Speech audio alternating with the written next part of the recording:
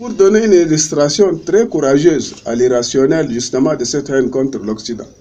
Si vous entrez dans les marchés d'Abéché, vous parcourez les commerçants, vous trouverez 100, 200 personnes qui ont les nationalités des pays occidentaux. Parce qu'ils faisaient des commerces avec ces gens-là. Mais vous ne trouverez jamais une nationalité orientale, ni égyptienne, ni saoudienne, etc., etc. Moi qui vous parlais là, je suis des mères soudanaises. Et le Soudan est un pays membre de la Ligue arabe, mais c'est un pays nègre, à 80%.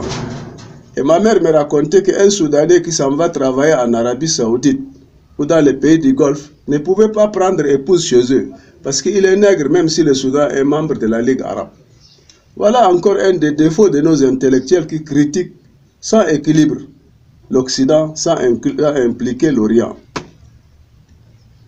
Et l'Arabie Saoudite, c'est l'exemple le plus extraordinaire, encore le plus scandaleux. C'est là où le Coran est descendu, par exemple, on dit comme ça.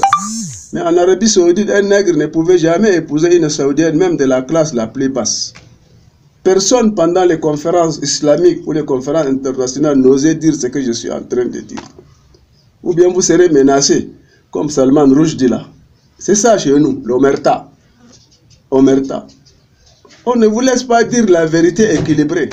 On domestique la vérité. Vous savez, la vérité, il ne faut pas la domestiquer parce que c'est comme une panthère. Quand elle se déchaîne, elle vous avalera dans votre maison. Et c'est ce qui se passe au Darfour. Le Darfour. Parce que les gens ont domestiqué la vérité, que la vérité s'est déchaînée pour les avaler. Il faut équilibrer l'histoire entre l'Occident et l'Orient en Afrique noire.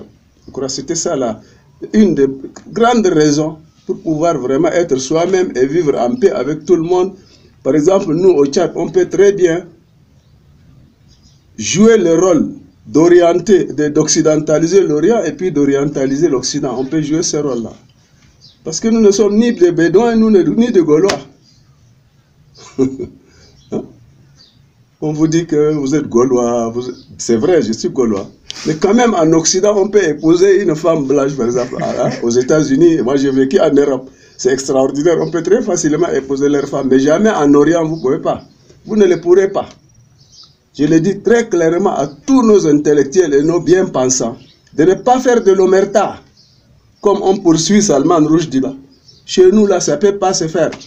Moi, par exemple, moi, je ne serai jamais un Salman Rushdie du monde musulman ou du Wada, etc. Ils ne peuvent pas me toucher. Très intouchable. Très modestement, je le dis.